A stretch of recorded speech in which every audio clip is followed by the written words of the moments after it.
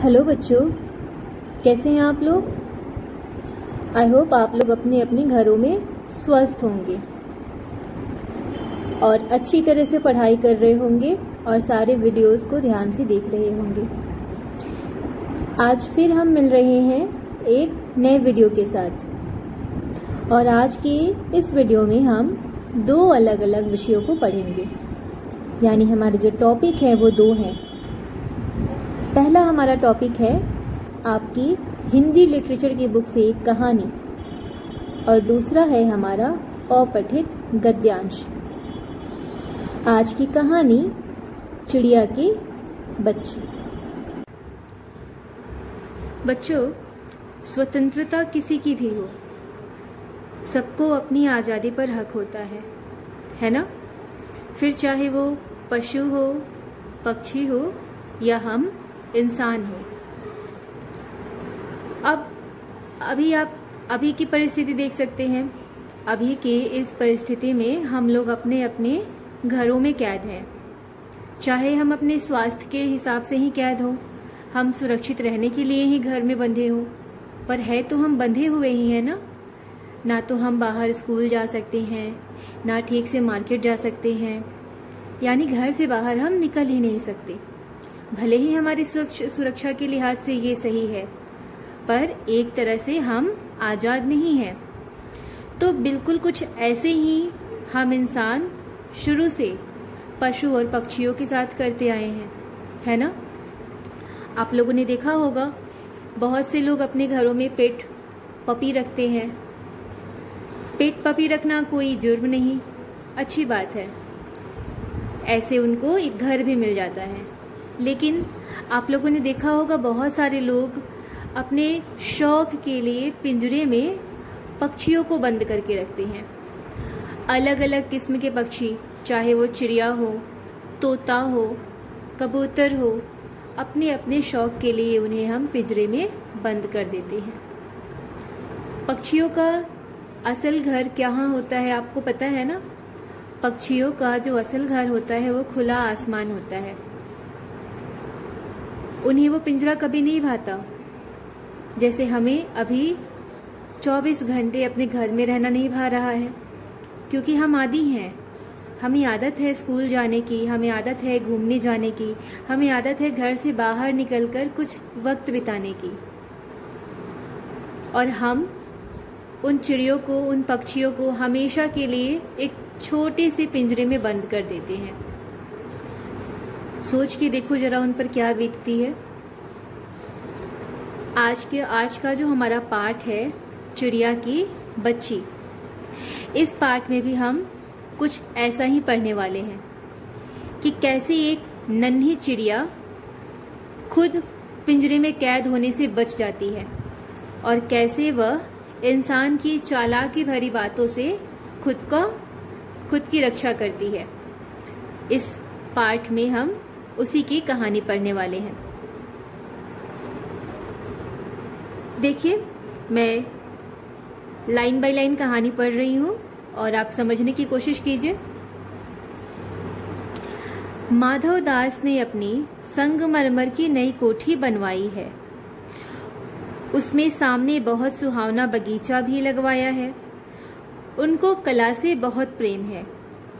उनके पास धन की कमी नहीं है। फूल पौधे रकाबियों में, हौजों में लगे हैं। फव्वारों में उछलता हुआ पानी उन्हें बहुत अच्छा लगता है। समय भी उनके पास काफी है।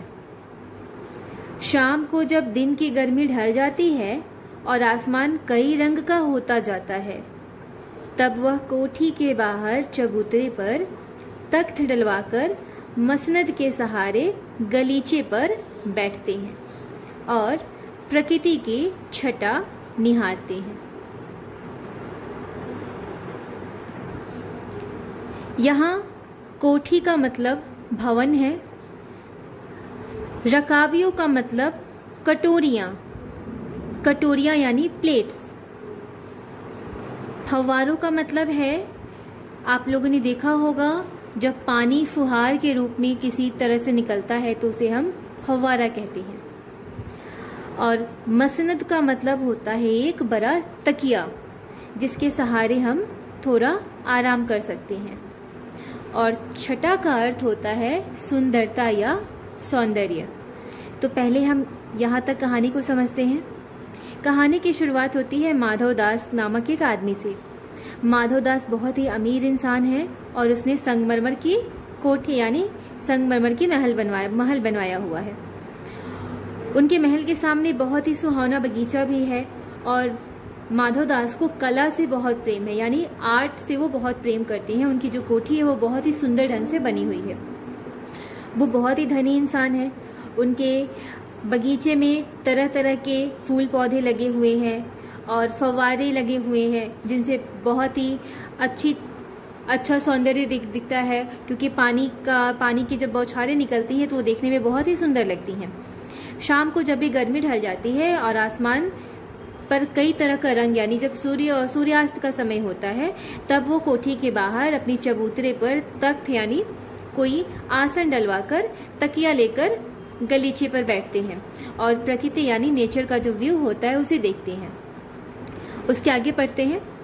आज कुछ कुछ बादल थे, घटा गहरी नहीं थी, धूप का प्रकाश उनमें से छन छन कर आ रहा था।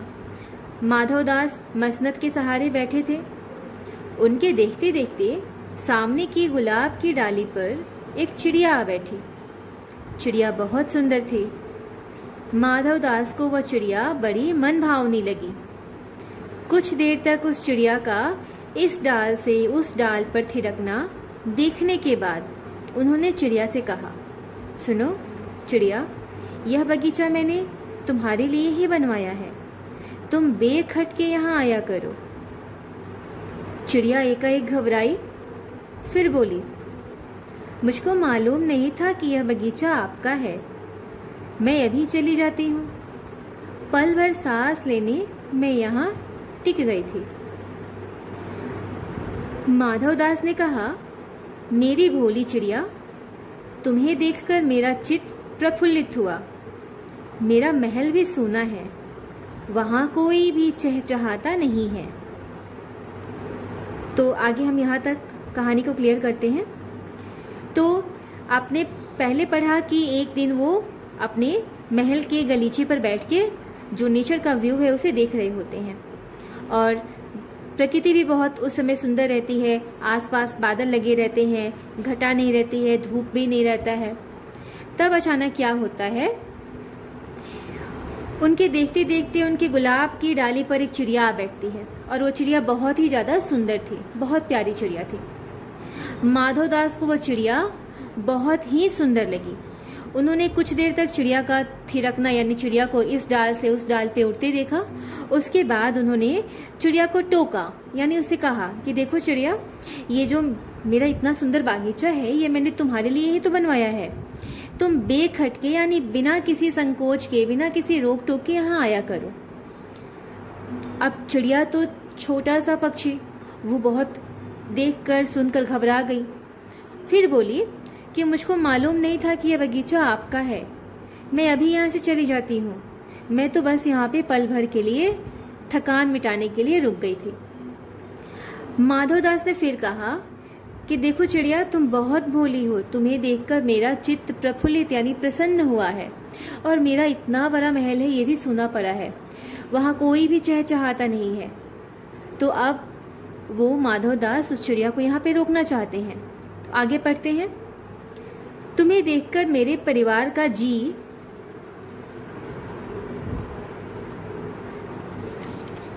बहलेगा, तुम यही क्यों नहीं रह जाती?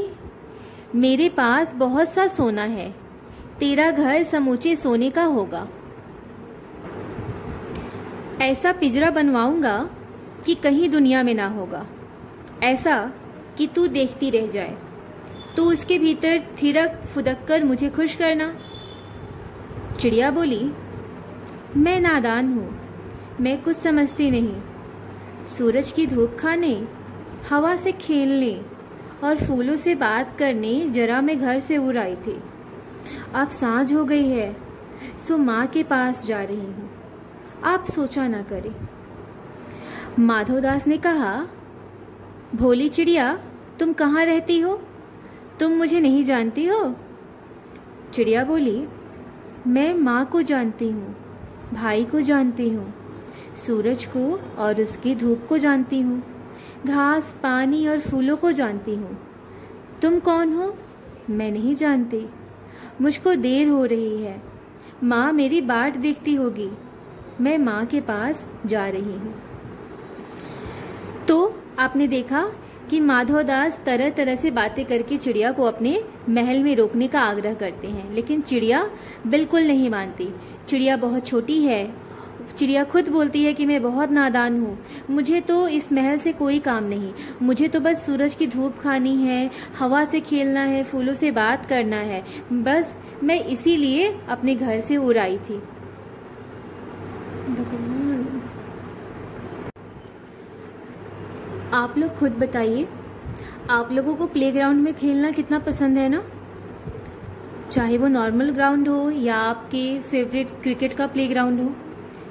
आप सभी प्लेग्राउंड में खुद को कितना सिक्योर फील करते हैं, खुद के लिए कितनी आज़ादी महसूस करते हैं, है ना? तो वो छोटी चिड़िया जिसको आसमान से प्यार है, जिसका घर आसमान है, जिसे आसमान में उड़ना सबसे ज़्यादा पसंद है। चिड़िया के जो पंख होते हैं वो उड़ने के लिए ही तो बने होते हैं। चिड़िया के पंख इसलिए नहीं बने होते ना कि हम उन्हें पिंजरे में कैद कर दें और वो उड़ना भूल जाए। हमारे पैर भगवान ने हमें इसीलिए दिए हैं क्योंकि हम चल पाएं। चलना हमारी आदत है। अगर हम अपने पैरों को बांध कर एक जगह बैठ जाएं तो सोचिए हमारा क्या होगा। तो बिल्कुल वैसे ही वो छोटी चिड़िया माधवदास के बहकावे में नहीं आ रही थी। वो बार बार बोलती, जब माधवदास उसे रोकने की कोशिश करता वो ना कर देती। माधवदास ने उससे पूछा कि भोली चिड़िया, तुम कहाँ रहती हो? क्या तुम मुझे नहीं जानती? तो चिड़िया ने उसे कहा भी कि नहीं, मैं और किसी को नहीं जानती, मैं तो बस अपने माँ को जानती हूँ, अपने भाई को जानती हूँ, ये जो सूरज है आसमान में इसको जानती हूँ। क्यों? क्योंकि मैं तो आसमान में उड़ने की आदी हूँ, मैं तो आसमान में रहती हूँ, मुझे सूरज पसंद है, उसकी धूप पसंद है। मैं घास, पानी और फूलों को जानती हूँ। क्यों? क्योंकि उड़कर जब मैं थक जाती हूँ तो मैं घास पर जाकर आराम करती हूँ, पानी पीती हूँ और फूलों को देखती हूँ, फूलों से खेलती हूँ।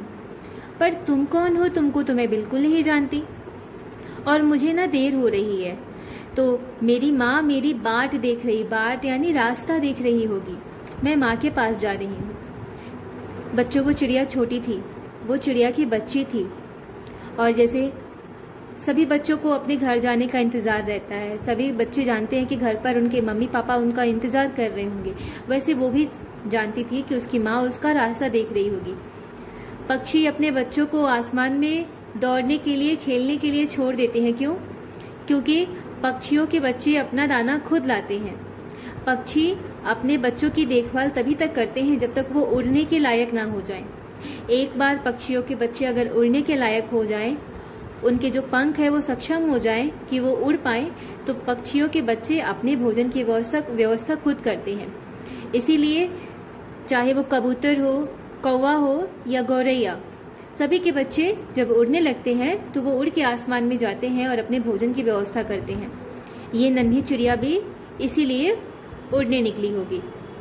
अब आगे पढ़ते हैं।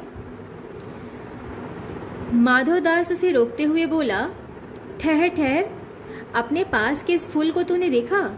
यह एक है, अनगिनत फूल मेरे बगीचों में हैं। वे भांति भांति के रंग के हैं, तरह तरह की उनकी खुशबू है।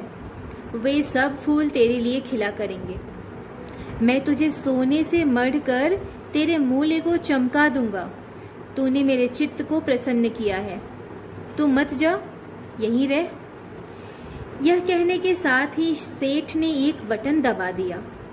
उसके दबने से दूर कोठी के अंदर आवाज हुई, जिसे सुनकर एक नौकर झटपट भागकर बाहर आया।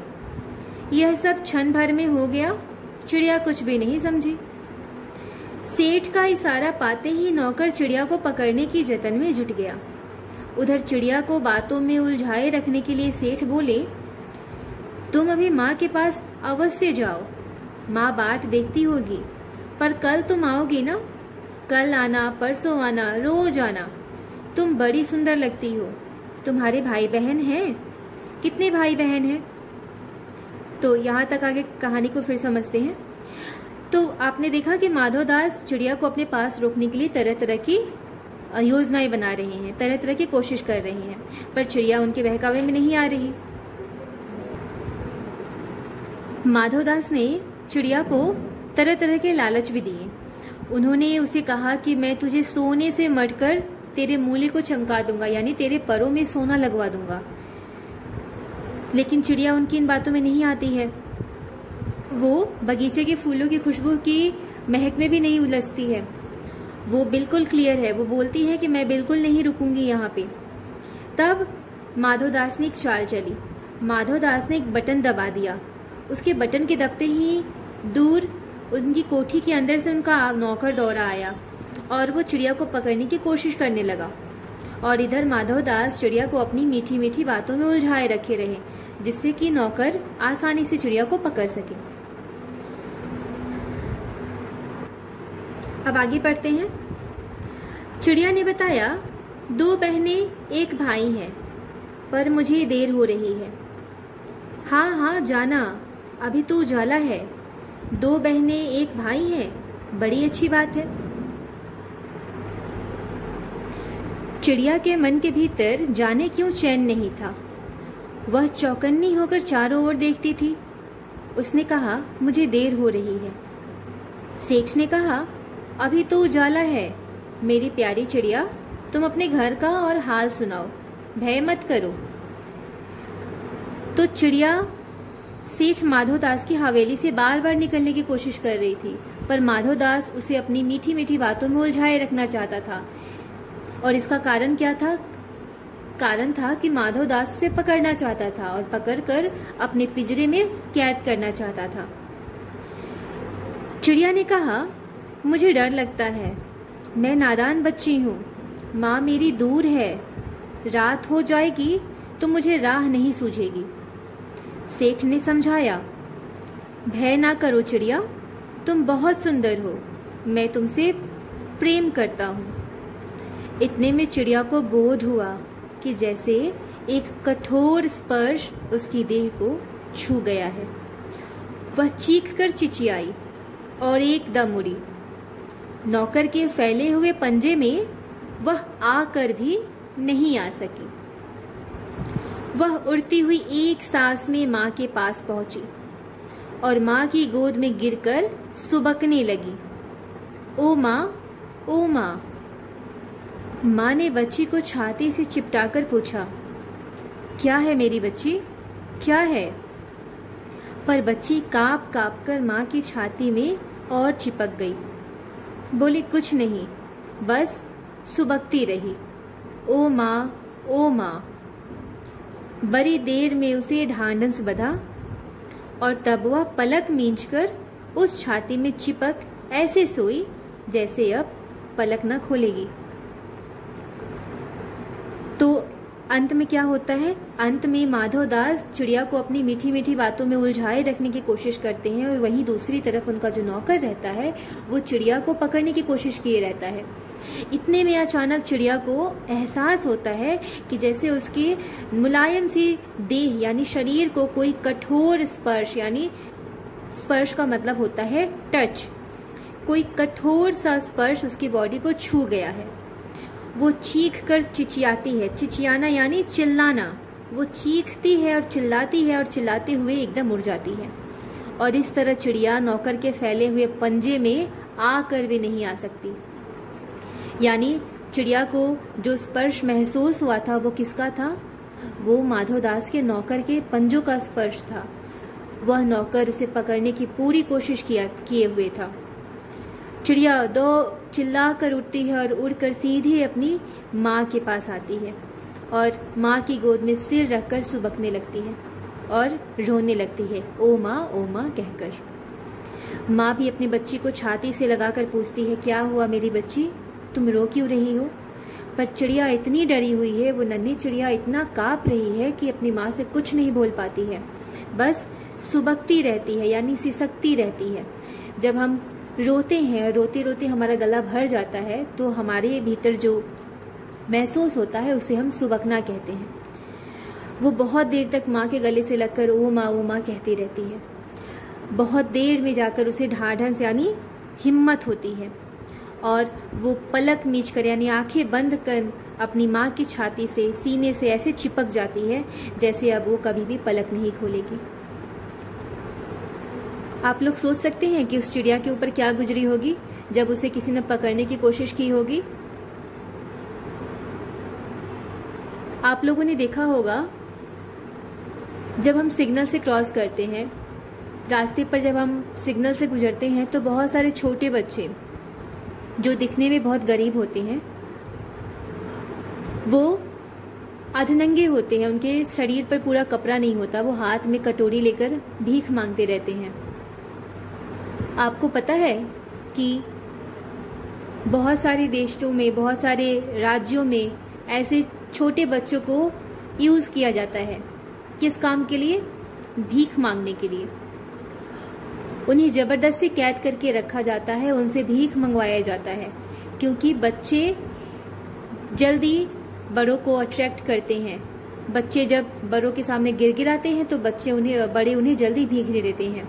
इसलिए बच्चों को इस तरह भीख यानी इस तरह के बिजनेस का आधार बनाया जाता है। ये बच्चे अलग अलग राज्यों से उठाए जाते हैं, उन्हें ज़बरदस्ती कैद करके रखा जाता है।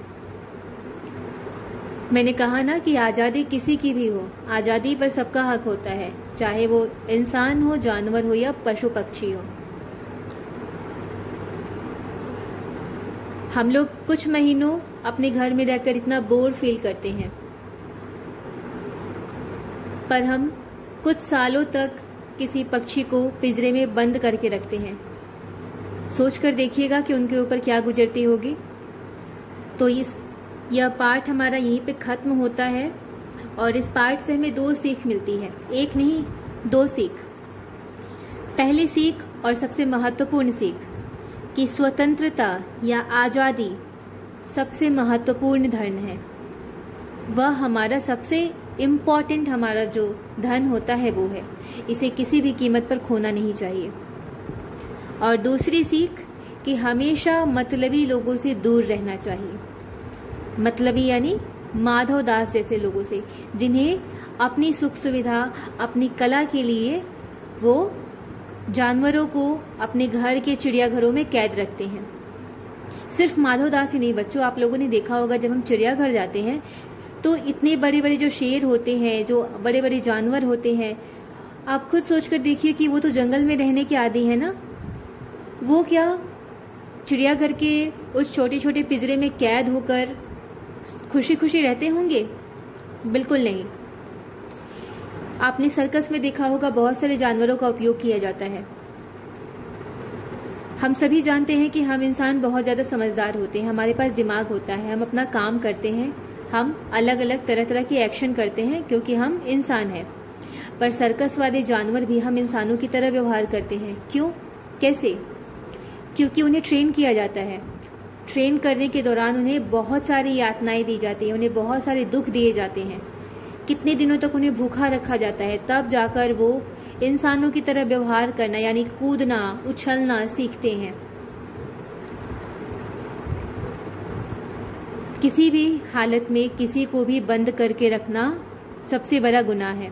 इसलिए हमें अपनी आज़ादी के साथ साथ दूसरों की आज़ादी की भी फिक्र करनी चाहिए और खासकर किसी भी पक्षी को पिंजरे में कैद करके नहीं रखना चाहिए। मुझे उम्मीद है कि ये पाठ आप लोगों को अच्छी तरह समझ आएगा।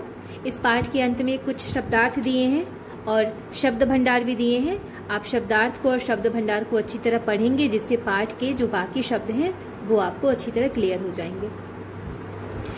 तो ये हमारा पहला टॉपिक है। इसके बाद हम पढ़ेंगे अपठित गद्यांश। तो कहानी हमारी खत्म होती है, अब हम बढ़ते हैं अपठित गद्यांश की तरफ। अब हम पढ़ेंगे अपठित गद्यांश के बारे में। ये हमारा आज का दूसरा टॉपिक है। तो आइए जानते हैं अपठित गद्यांश क्या होता है। अपठित गद्यांश गद्य का वह अंश होता है जो आपने पहले कभी नहीं पढ़ा हो। यह आपके लिए बिल्कुल नया होता है। इसे आपने पहले किसी भी पुस्तक में नहीं पढ़ा होता या कहानी में नहीं पढ़ा होता। अपठित गद्यांश किसी भी कहानी का, किसी भी निबंध का या किसी भी लेख का कोई भी अंश हो सकता है।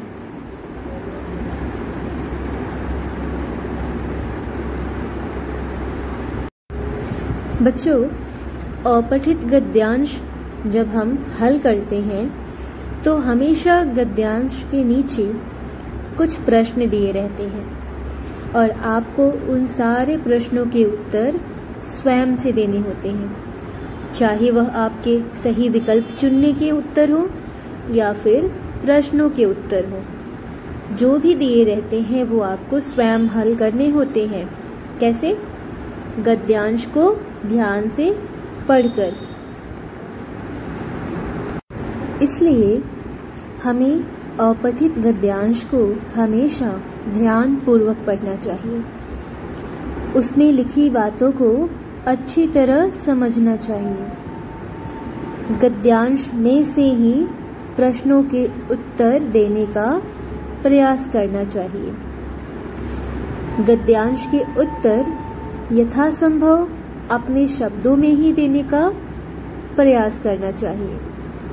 इसके लिए जरूरी है कि हम गद्यांश को बहुत ही ध्यान से पढ़ें। बच्चों, चलिए अब हम एक अपठित गद्यांश को हल करने की कोशिश करते हैं। इससे आप समझ पाएंगे कि कैसे अपठित गद्यांश को हल किया जाता है। तो सबसे पहले गद्यांश को ध्यान से पढ़ते हैं। एक बार एक गरीब ब्राह्मण जंगल में से जा रहा था। रास्ते में उसे एक पिंजरे में बंद शेर दिखाई दिया। शेर ने एक कंगन दिखाते हुए ब्राह्मण से कहा कि हे ब्राह्मण, यदि तुम मुझे पिंजरे से बाहर निकाल दो तो मैं तुम्हें यह सोने का कंगन दूंगा। गरीब ब्राह्मण सोने का कंगन देखकर ललचा गया और उस पिंजरे का दरवाजा खोल दिया। पिंजरे का दरवाजा खुलते ही शेर बाहर निकला और ब्राह्मण को मारकर खा गया। मनुष्य को लालच नहीं करना चाहिए, क्योंकि लालच से मनुष्य नष्ट हो जाता है। आइए अब प्रश्नों के उत्तर हल करते हैं। पहला प्रश्न है, गरीब ब्राह्मण कहाँ से गुजर रहा था? और सही उत्तर है जंगल से। दूसरा प्रश्न, शेर ने ब्राह्मण को क्या दिखाया? और उत्तर है कंगन। तीसरा प्रश्न, शेर कहाँ से बाहर निकलना चाहता था? और इसका उत्तर है पिंजरे से। चौथा प्रश्न, गरीब ब्राह्मण ने पिंजरे का दरवाजा खोला क्योंकि वह ललचा गया। पांचवा प्रश्न, पिंजरे का दरवाजा खुलते ही शेर ने क्या किया? और उत्तर है ब्राह्मण को मार दिया। तो बच्चों, देखा आप लोगों ने, हम लोगों ने कैसे गद्यांश को सबसे पहले ध्यानपूर्वक पढ़ा और उसके बाद नीचे दिए गए सारे प्रश्नों के उत्तर बहुत ही आराम से हल किए। बिल्कुल ऐसे ही आपको प्रश्नों के उत्तर भी पढ़कर लिखने होते हैं। तो हमारा आज का यह पाठ यहीं पर समाप्त होता है। आप लोग वीडियो को ध्यान से देखिए और दोनों पाठों को समझने की कोशिश कीजिए और साथ ही साथ घर पर रहिए बिल्कुल और स्वस्थ रहिए।